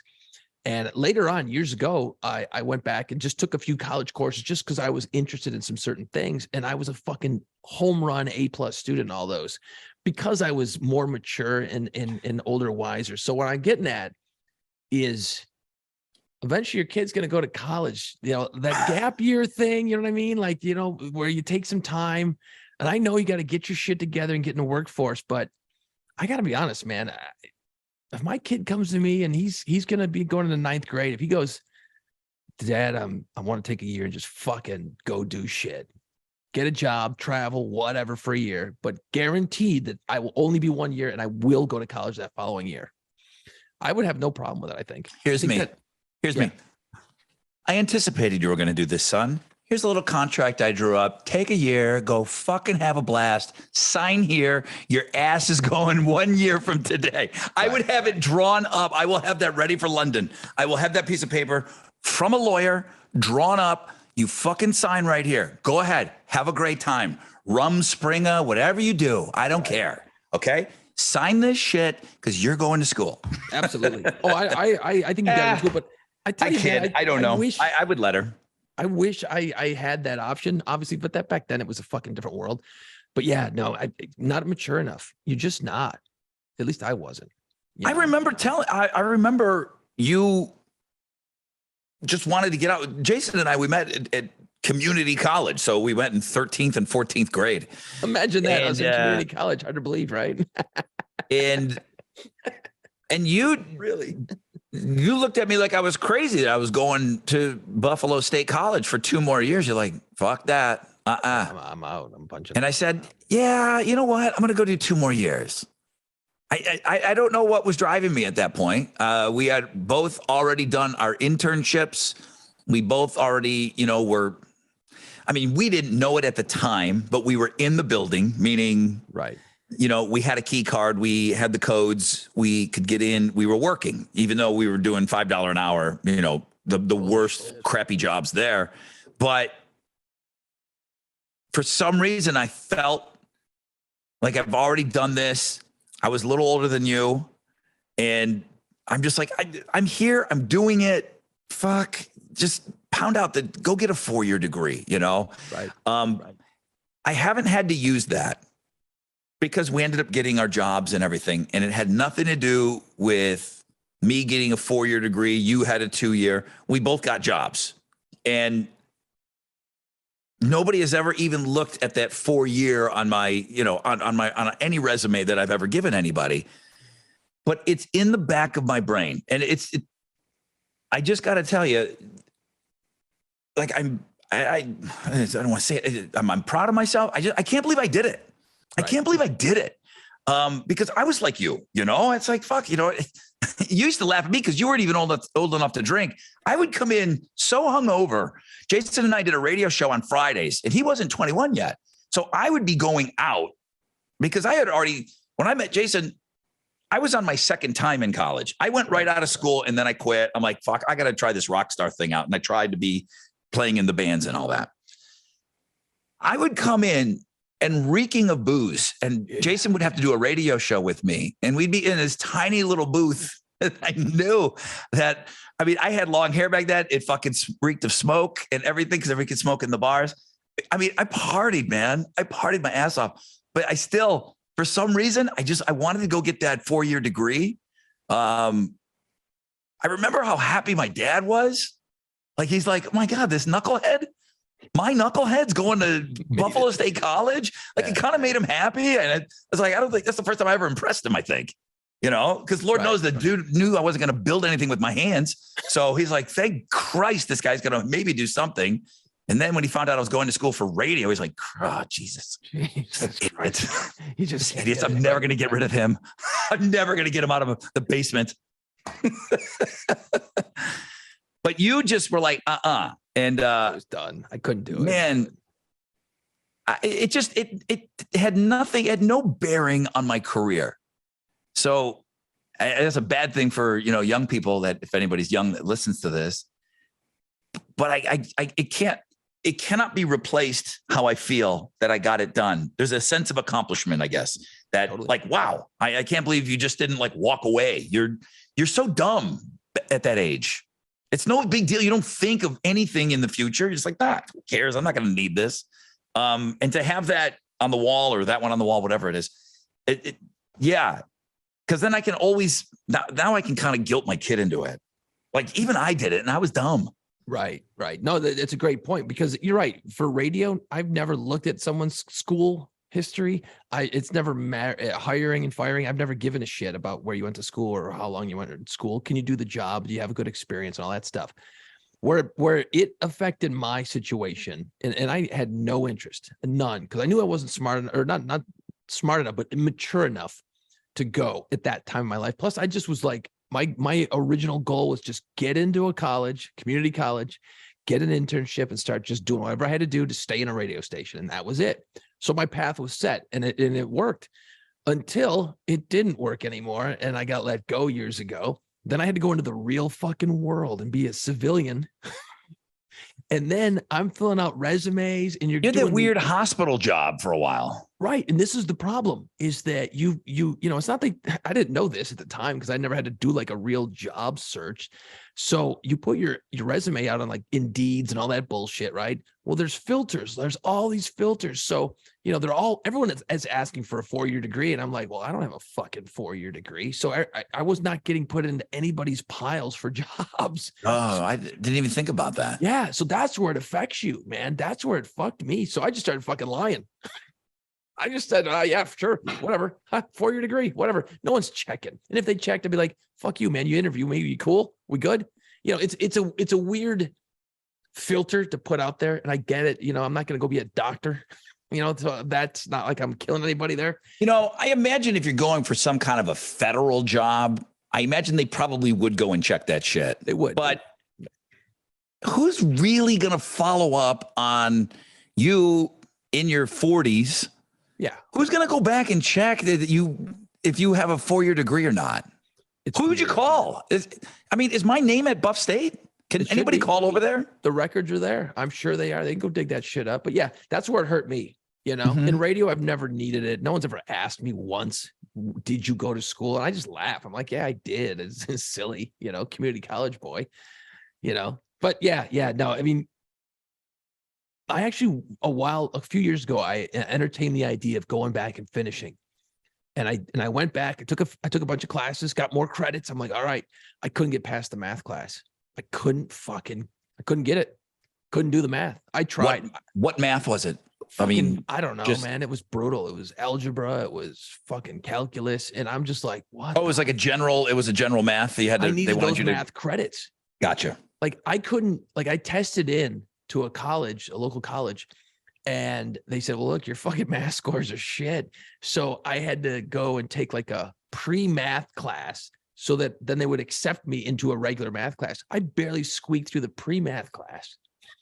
And then I got into the math class, and it was just fucking drawn blanks, man. I was sitting up here fucking tears in my eyes for hours every night going through this. And it's all online. It's on a computer, dude. It's on a computer. And I'm like, what the fuck is all this stuff? I just went, you know what? I punted. I was like, this isn't happening, man. I can't get past the fucking math. I couldn't do it. I don't understand how anybody has a problem with anything in college. I just feel like the computers there, like fucking just cheat, man. Oh, it was brutal. Well, you still I gotta guess do when your you're older, test. you don't want to. I mean, that's me just having that same mentality. I mean, I tried, dude. I tried everything. Dude, hours. I would spend 5 or 6 hours every night upstairs just fucking. My wife's like, what are you doing? I'm like, fucking math. She's like, are you done? I go, I'm only on the second page. Like, it doesn't work for me. As I was like, fuck it, I'm out. my sister did what you did. She just got kind of motivated. You know, she's a hammer swinger, and everybody knows she's working at General Motors and working on the engines. And she's like, yeah, you know what? We'll be drinking some beer. She's like, man, why didn't I go to college? I said, I don't know. Because our parents didn't talk about fucking voting. There was no setup to like, hey, man, you're going to go to college, aren't you? Like the word college never was said in my house. No, Until I told my mom that I said, hey, I think I'm going to go to community college. She said, what? How? I mean, do you think we've been putting money away for you, dummy? Like we just thought that you're all going to work. You graduate, and we hope that you at least graduate. There's nothing for you. Right. So the first time the word college was said in my house was when I went to my mom, said that I want to go. And you'd think she'd be like, man, I'm so proud of you. Listen, I'll do whatever I can. She went, how? What money? What does this cost? Where is this coming from? Yes. And I said, well, not what I had hoped you were going to say, but I guess I could talk to Dad. We can figure And, it out. my dad's like, yeah, I guess I'll help you out with some books. Fuck.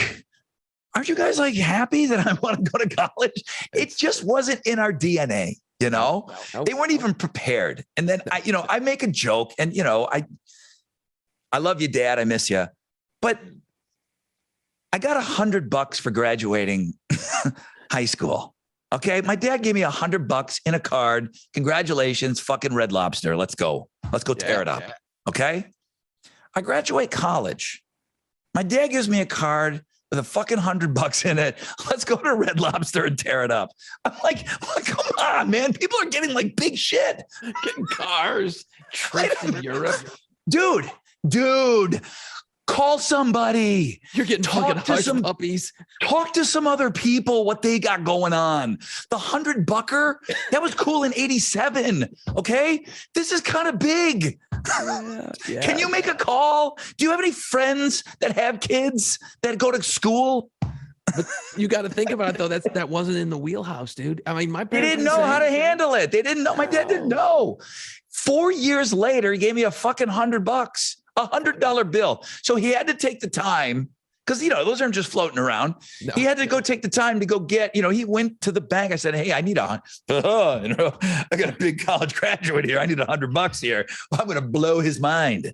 It's like, no, Dad, you didn't even blow my mind 4 years earlier. So what do you want here? Holy shit. That's so true though, man. You know what? College was never brought up in my house. I can't tell you a family member that went to college. I was going to say, because your parents didn't go to school. My parents didn't go to school. It just, No, it I had just like wasn't a one, thing. my Uncle Ace, I had one guy that went to college. My godfather. And Yeah. that was it. I mean, nobody went to college. What are you talking No, about? My parents, I think they said, look, we'll help you when we can, but you're going to have to get a job and work that out. So I did. And it took me a long time to get through community college because I ran out of money. I was kind of a pay as you go guy. So I took a semester off, went and worked my ass off, and then had money, and then, paid for the next semester. So it took me a while to get through it, but I had to do it that way. And I'm glad I did it that way because I earned it, and it meant a hell of a lot more when I did Right. graduate. I mean, I used my mom's crappy salary. I don't think my mom ever made over $6 an hour working in her factory. So I got to use that because I lived in her house. So they're like, oh, okay, you're a poor. Okay, we have stuff set up for you here at the state. Grants and shit. Yeah. So I did get a lot of financial aid. So Fuck. it wasn't all paid for. A lot of it was paid for though. And that was the one thing that my mom then she's like, okay, you're into this. Okay, cool. I'm going to help you. I'm like, I need this, this, and this. And then they started helping out a little bit, but Helping out meaning making a phone call, not here's some money, help out. And you They got that started- $100. hey, You fucking stretch that. bro, didn't I just give you 100 4 years ago? What do you want from me? Ain't got no business classes at a community college. You can like maybe learn how to use that $100. Dad, I made it. Thank you. I love you. I swear I do. I no disrespect. It's just we just weren't. We weren't a house that was set up for that, you know? No. And then what always freaked me out, it's like it seemed like every other kid, you know, you're waiting in line to like go to the admissions office and then meet your counselor and all your advisors and shit. And I don't know fuck all about any of this. And it seemed like every other kid in the line knew everything. You know, I got a grant and I got this and I got that. I'm like, what the fuck are you? What is all this? I was so blown away at the whole fucking experience.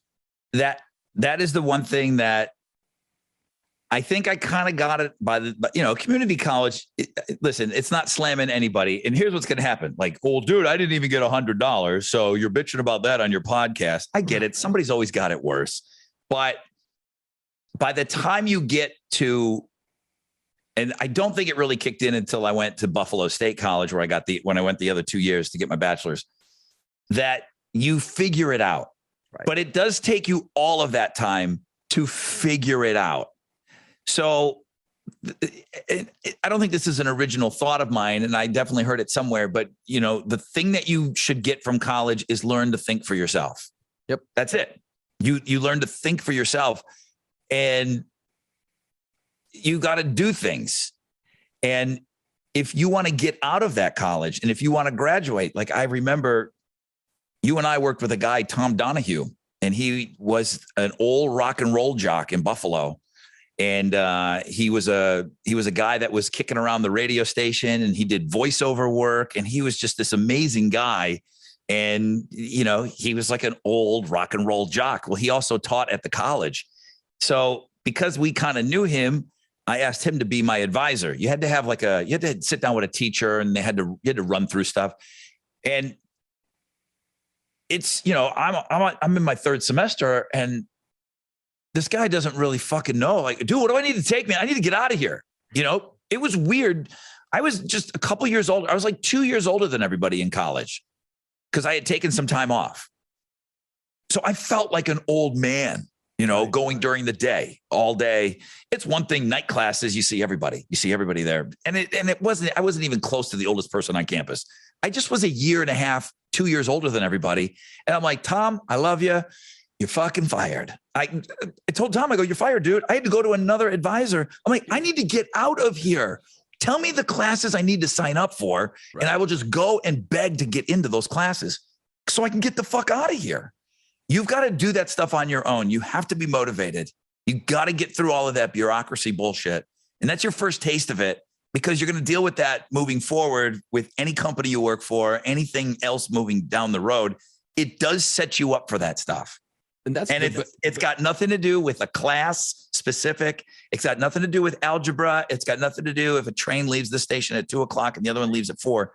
It's just figuring shit out for yourself. And it's because you're never going to not adult after that. You have to adult, you know? Yeah. And it's a great way to do it, because there is a little mini safety net there that costs you a lot of money, but you get through it and you walk out going, fuck, glad that's over with. And then you go, oh shit. It's like, you know what it's like? It's like you're on the Higgins boats as you're approaching Normandy Beach, and there's just fucking guys next to you barfing and getting fucking shot. You make it over the side, you're under the water, you come up, and then you're on the fucking beach trying to figure out how to get to that first barrier and then get up that fucking cliff. And it's like college is just getting through the beach. The rest of the film is you just trying to fucking get through life, man. It's wild. It's totally wild. Can't believe I brought that back to a Saving Private Ryan reference. That's pretty neat. I like it. Yeah, I'm sure the guys that stormed Normandy Beach are like, really yeah, happy you're about a fucking idiot. You relating like that, your pussy, your community college experience to storming the beaches of Normandy.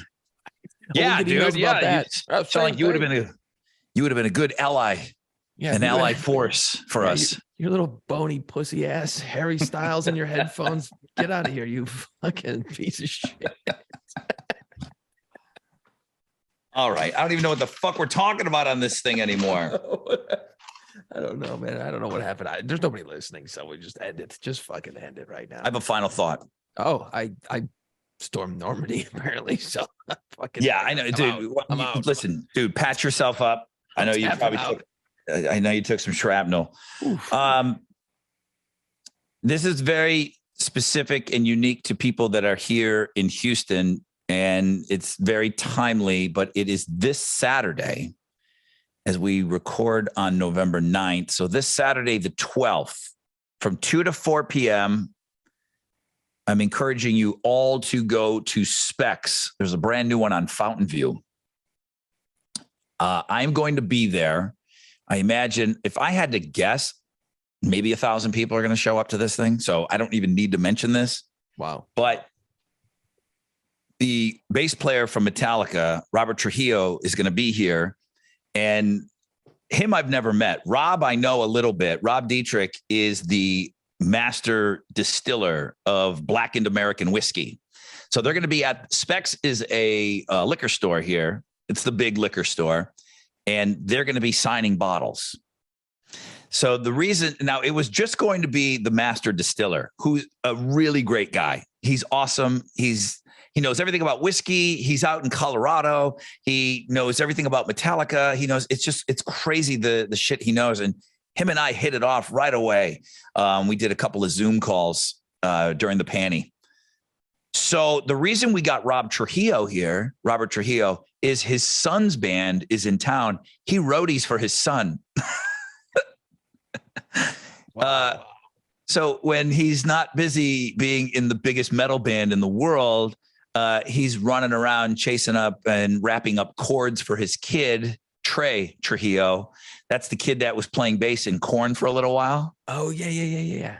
So he's playing that night. So we've been giving away like skip the line passes on the air. And then we're giving away tickets to go see the kids band that night. So basically my message is get there early. The signing is from 2 to 4. They're only signing the bottle of booze. Don't bring all your Metallica records and all of that stuff. They're just not signing it. That's pretty standard for any of these kind of bottle signings. We've done this before with Maynard. He's got his own wine, but this is blackened American whiskey. Specs, brand new location on Fountain View. I'm looking at from 2 to 4. That's this Saturday, November 12th. Nice. I've never met Robert Trujillo before, so I'm pretty excited about that. Did we do a top 5 bass player list? I think we did. I don't know. I think we did. Your guy, Justin. He's one of my favorites. Your boy, Justin, who sent in the email, who we've now hired to do all our top 5 suggestions. He's going to need to hire an archivist so that we can go back and look. It's starting to get expanded. I got a guy like that. I could never ask him, but there's his name's Other John. He keeps track of that damn fresh out of bed head to head. He knows how many times people have played, who they played against, when they played. He curates it for the whole year for us. Oh. Anytime we have a question, he can tell you how many times they've been on, what day they lost, who they lost to. Somebody needs to keep track of our top 5s because it ain't going to be us. I'll send him over to Jason sometimes and he'll go, did we already do this? I'm like, I don't know. Man, I don't know. I'll come up like, dude, we should do it like this. And you're like, we did that like last year. You did just a couple of weeks ago. You came at me with something. I'm like, dumbass. We did the top 5 Green Day songs already. Yeah. There's some birthday or something. I'm like, ooh, this would be good. And you're like, yeah, we already did that. I'm like, I thought it seemed like it. I came with my top 5 pretty fast. Robert Trujillo's son's band's name is Otto, OTTO, I believe. Okay, Jason, final thoughts. I got nothing, man. I really don't. I think we covered a lot of shit today that was very off topic and interesting. So no real final thoughts. I got nothing. But next week, Pirates of the Quarter. We'll have some info for you. Gonna be exciting times in pirate world. Okay, it's gonna be fun. We're gonna light some candles. Exciting if you're a pirate. Is it exciting for anyone? It's exciting for everyone, I believe. Yes. Am I being brought on the team? Am I finally going to be? I mean, did you realize that you have this right around and you've never really taken advantage of me, like me being on the pirate team? Well, See, there is an opportunity, actually. See, here's the thing, and I don't want to get into this. I'll make this my final thought. I will fill the space with this. We, the Pirates of the Quarter, we tell a great story of the pirate history of New Orleans. Well, the pirate history of New Orleans ends at a certain point, and it moves to Galveston, Texas. I've always thought, somebody should start a pirate tour business in Galveston, Texas. What? But I'm not going to be the guy to do it because I can't live in two places at the same time. You want me to be the Galveston guy? We could get a guy, we can do the research, and boom, now you got 2 cities doing this tour that would be badass because there's a way we do it. It's different than most people do it. So, I mean, I've always had that idea. There's just no way to make it. I can't connect those dots. I don't have the fucking wherewithal to do it or the time. I'm too busy doing podcasts. Are you doing the announcement right now? Did you just like tell me the announcement? No. That's just an idea I've had. So, you know anybody in Galveston that's got a tour business? You know, you want to make some money? Hey, we can do this. That's another option. You know, but I know Captain Adam. I'm not afraid to throw these ideas out. You just got to come work with me, and we got to set it up. Got to set it up because it could be badass. It really could be. Like you would pick up that tour, you could give it as a standalone, and it would make sense if you come off of New Orleans. You know what I mean? It would be badass. So anyway, I think there's a pirate ship in Galveston. now that would be really cool. I can't afford those. I've actually looked into that. I think there's a pirate ship. I think there is, like on the pier there. I think there's a pirate ship down there. Okay, let me go down this road. Since you've got in Houston, there's a lot of money floating around Houston. All right, a lot of influence. Used to be. So maybe, yeah. Well, yeah. Right. How much you make? Yeah, did you take a Bring hit? it back around. How big a hit you take? Oh my God, it's fucking wild, right? Like So anyway, specifically, how much have you lost in your 401k? oh, maybe it's because of who you voted for. Who'd you vote for? Jesus Christ. Anyway, no, I'll say that idea for another day since no one's got any money left. So yeah, I'm out. I'm Okay. out. I've had enough for tonight. I think there's a pirate ship down there, dude. And I do know retired Captain Adam, which he does some kind of tours down there, but I think I might have your pirate. Perfect.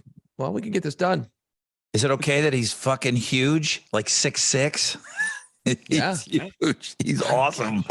He's awesome. He's retired Coast Guard. And he just cruises around and takes people out on dolphin tours now. Fucking fun as shit, though, man. Yeah. Like that's Captain Adam. That's He's already a pretty cool. captain. He is a captain. I'm a captain. I'm a captain. He's kind of a real captain. I'm a real captain, dude. Don't make me explain it to you because I will. You'll be mad. You'll be like, fuck, you are a captain. Why don't Captain Adam come beat your ass? All right, that's it. We got to go. Thank you guys. All the socials at, I almost gave the dumb Pirates of the Quarter. It's at Playpants Pod. That's us, right? At Playpants Pod. Follow us on all the socials. Seems like most of you are adding your comments and your songs and your list to YouTube and Facebook. That's fine. I get it. We kind of just, utility. We put the Twitter out there and we kind of put a couple of funny ha-has here and there on Instagram. But Facebook and YouTube are really kind of being the breakout stars here. So if you're looking for a place to drop a list, those are the two places that I see most people sharing their stuff. Man, step up to the plate, share. We'll only make fun of you a little bit. Yeah, and subscribe. Smash that subscribe button on the YouTube channel, please. I mean, just do it. Hit it. I mean, we should come out like everyone does that. They hit it 10 times. That's just not us. That's not our style. We just want to get to the goods, which we're still waiting for the goods. So go through all 67 of them and curate a list of all of our top fives, please. Yeah, somebody be the archivist for this damn program. All right, thanks, guys. Bye-bye. Let's go. It's time. Put on Playpants. Find us wherever you listen to podcasts. See us on our YouTube channel and follow our social media pages at Playpants Pod.